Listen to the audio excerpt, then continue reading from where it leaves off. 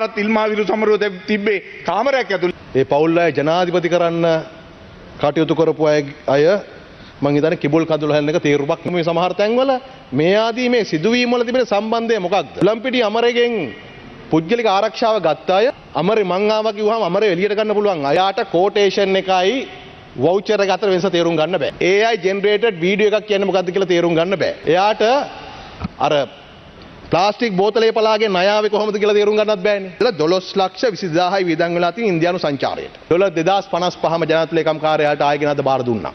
විජේවීර සහෝදරයා ගැනත් කරුණාකරලා තමුන්නාන්සේලාගේ නායකයා ගිය පාරත් ඉල්මාවිරු සමරුව තිබ්බේ කාමරයක් ඇතුලේ. මේ පාරවත් ඉල්මාවිරු සමරුව ගරු කාරක සභා සභාපතිතුමියනි, ජනතා විමුක්ති පෙරමුණට සම්බන්ධ වෙලා සහ ඒ මොහොතේ මේ රට වෙනුවෙන් දේශප්‍රේමී හැඟීමෙන් ඒ ආණ්ඩුව විසින් ඝාතනය කරන ලද අයට අපි සාධාරණය කරන්න. ඒ ඝාතකයොත් එක්ක එකතු වෙලා ඒ ඝාතනය කරපු පුද්ගලයෝ සමහර විට බලයට පත් කරන්න, ඒ පවුල් අය ජනාධිපති කරන්න කටයුතු කරපු අය මං හිතන්නේ කිඹුල් කඳුළු හැලෙන එක තීරුමක් නැහැ. අපිට මේ කතාවේ තිබෙන වේදනාව, ද්වේෂය, කෝපය, කලකිරීම තේරුම් ගන්න පුළුවන්. ඒවට මේ පාර්ලිමේන්තුවේ ඉඩක් දුන්නට කමකුත් නැහැ ඒවා පිට කරගන්න. ඊළඟට මේ මහජන ආරක්ෂක අමාත්‍යාංශය ගැන කතා කරන වෙලාවේ ගරු කාර්ක සභා සභාපතිතුමනි, මම අහගෙන මේක මන්ත්‍රීවරයෙක් කියනවා රාජපක්ෂ පවුලෙන් ඉතුරුලා ඉන්න පාර්ලිමේන්තුවේ එකම එක්කෙනා මේ පාස්කු ප්‍රහාරයේ ඒ සමහර සිදුවීම් සම්බන්ධයෙන් ඒ සිදුවීම් අතර සම්බන්ධයක් තිබෙනවා. ඔව් ඒක ඇත්ත. 2017 මාර්තු මාසයේ අලියාර් හන්දියේ සිදුවෙච්ච ගැටුමේ සිට 2019 අප්‍රේල් 17 වෙනිදා තාලංකුඩාවල සිදුවෙච්ච අර මෝටර් බෝම්බේ පිරිම දක්වා ක්‍රියාවලියේ යම් යම් අන්තර් සම්බන්ධකම් තිබෙනවා.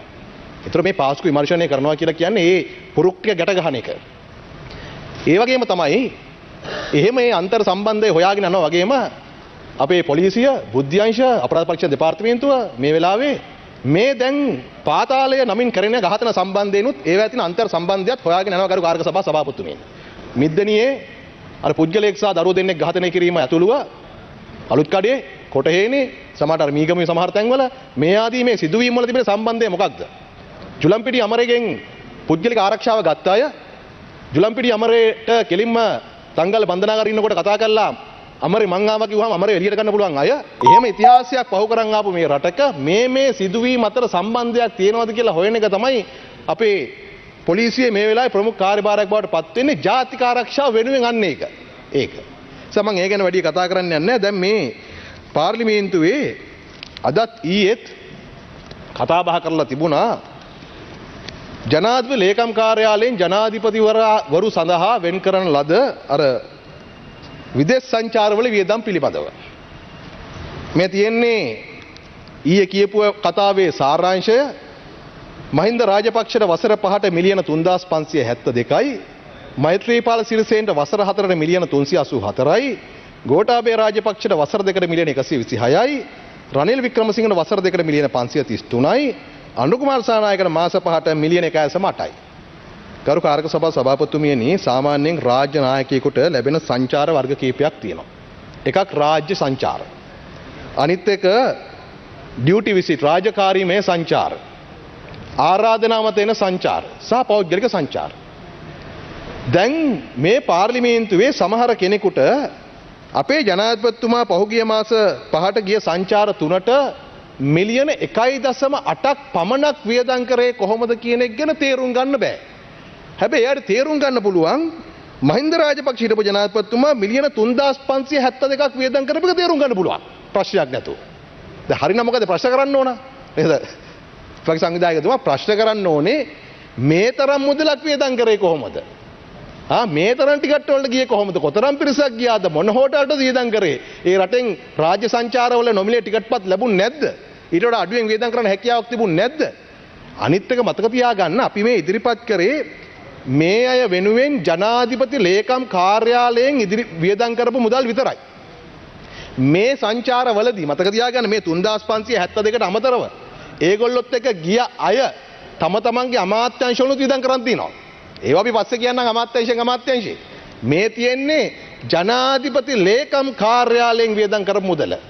ඒක අතකර මට ඉතින් මම පුදුම වෙන්නෙත් නෑ.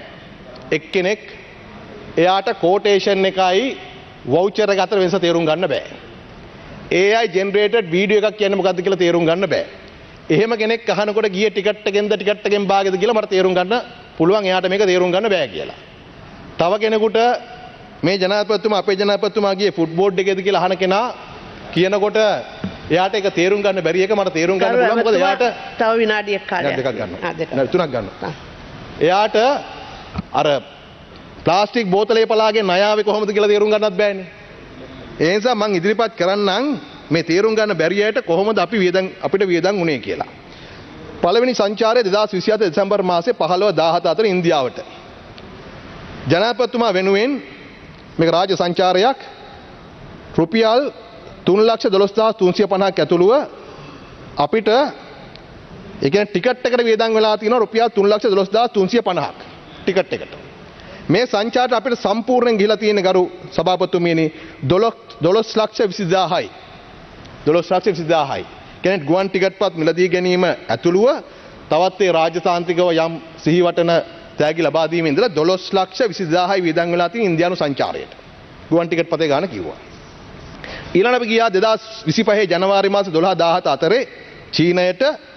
ඒකෙදි ජනාධිපතිතුමාට ගුවන් ටිකට් පත්වල 7-5ක්වත් වියදම් උනේ නැහැ. ඒක චීනෙන් අපිට ලැබුණා.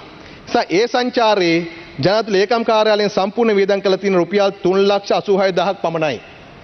3,86,000ක් පමණයි. තුන්වෙනි එක ඩුබායි වලට ගියා 2025 පෙබරවාරි 10-13 අතරේ. ඒකට ගුවන් ටිකට් පත් ලැබුණා.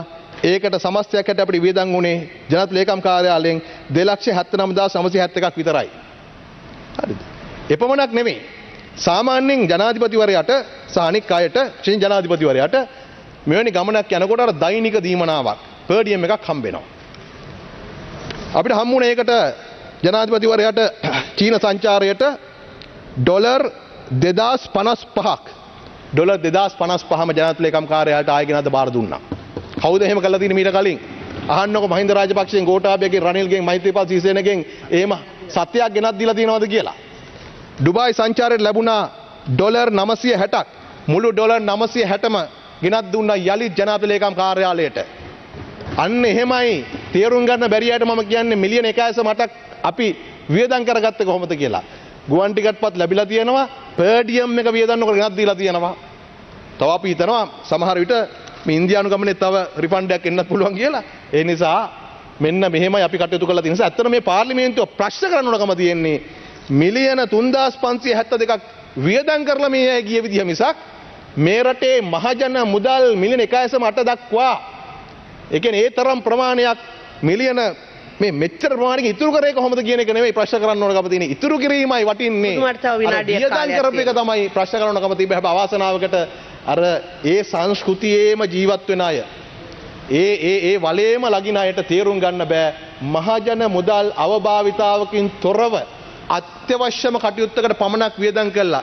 ඒ රට වෙනුවෙන් කරන්නේ වැඩ කරන්නේ කොහොමද කියන එක තේරුම් ගන්න බෑ. ඒගොල්ලෝ හිතන්නේ ඒගොල්ලෝ ජීවත් වෙච්ච පරිසරයේ ජනතාවගේ බදු මුදල් වලින් පිණුම් ගහමින් පීනමින් හිටපු සංස්කෘතිය තමයි ඒක තමයි ඒගොල්ලන්ගේ පැවැත්ම කියලා. ඒගොල්ලෝ හිතනවා උප්පත්තියේ ඉඳලම ඒ මහජන මුදල් අවභාවිතා කරන එක තමයි දේශපාලන සංස්කෘතිය කියලා. එහෙම එකක් නෙවෙයි අපි මේ රිවර්ස් කරන් යන්නේ ඒක. ආන් එතකොට මිලියන 3,500 ගණක් වියදම් කරපු අයට මිලියන 1.5 මට්ටමේ මේ වැඩේ කරන්නේ කොහොමද කියන එක ගරු මන්ත්‍රීතුමියනේ ටොකුවන්ලා තමයි කියා දෙන්න වෙන්නේ. ඒ නිසා කාල ලබා දුන්නට බොහොම ස්තුතියි කියමු නම තමයි. Thank you for watching this video. If you enjoyed it, please hit the like button and the bell notification icon.